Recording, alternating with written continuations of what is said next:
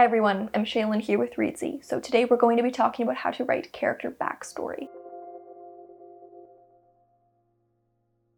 The backstory is a character's origin story or history. Every character in a piece of work has a backstory, though not every single character's backstory will be revealed, and those that are revealed may be revealed to varying extents. Compelling backstory can create depth to a character. It could be a game-changing reveal or even sometimes function as a plot twist, and it can increase the drama and the tension in the present based on what we do know or don't know about a character's past. So here are 7 tips to create a compelling character backstory. Tip number 1, know who your character is in the present. We often and typically use backstory as a way to explore what has led your character to this point. So knowing what you're working with in the present is key for creating a backstory that illuminates who the character is right now. Are they closed off, even to those they're closest to? Or are they always cheerful even in the face of adversity? What kind of events and upbringing have shaped their worldview? When looking into the past, we don't want to just see the events that have shaped them, but how the way they reacted to those events shaped them. A good question to ask is, if your character was in a therapy session,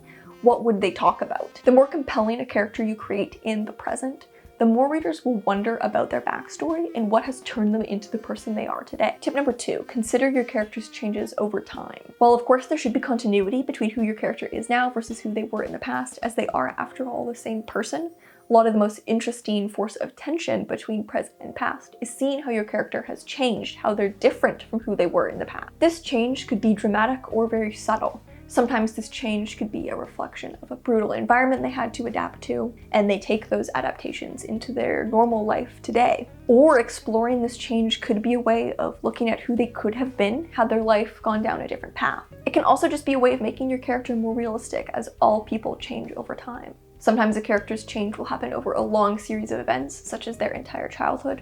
Sometimes it's focused around a very key life-changing event. Which leads to tip number 3, create a turning point. If your character's backstory includes an extremely key event that has shaped them, that has altered the course of their life in a significant way, this is probably one of the most important pieces of backstory to explore, as it's likely shaped their worldview and character deeply. Ask yourself what the most important events from your character's life are. Not every character's backstory will hinge on one or a handful of key events, but some certainly do. And if this is the case, it gives you a very clear understanding of which events from their past likely should be explored in flashback. Tip number 4, reveal information strategically. Writing a compelling character backstory is a bit of a balancing act of revealing important information at the right time, while also keeping certain information secret in order to increase the tension. You may choose to reveal some of a character's backstory early on because it really illuminates and gives important context to their behavior and choices, or you may withhold some of that information to continually build tension and intrigue about the past. It's really up to you and the role backstory plays in the story and the effect you want to create. Sometimes character backstory is revealed very slowly, and there's a lot of intrigue and tension about this reveal. If you do choose to take that route where the key backstory is revealed quite late, remember that it will need to live up to its own hype. If the backstory falls a bit flat, then it may not be worth withholding for so long, to the point that it can't live up to that level of mystery. Tip number 5, know what needs to be shared.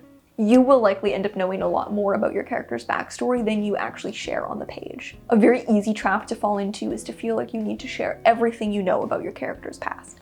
But this likely isn't necessary, and you don't want to bog down a novel with way more flashback than needed. As compelling as the backstory may be, remember it is the backstory, and it shouldn't take narrative precedence over the actual story happening in the present. Many characters only need 1 or 2 flashbacks in order to dive into their backstory. It does depend on the character and their backstory after all. But less is often more.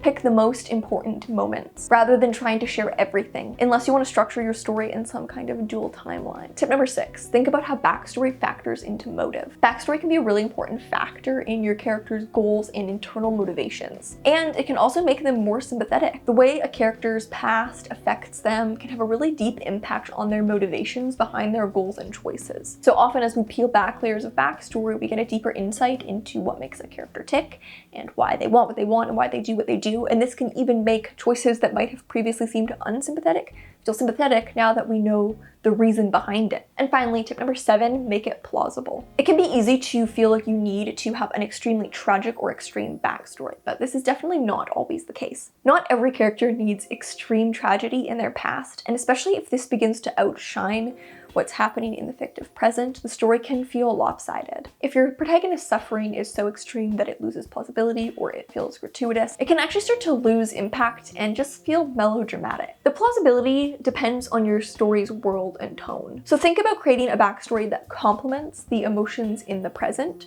rather than feeling you need to outshine them. You don't want backstory to outshine the present. After all, it's in the past. It's not the main focus of the story. Often, because we have so much more room in the present, we slowly develop much more complex, subtle emotional events.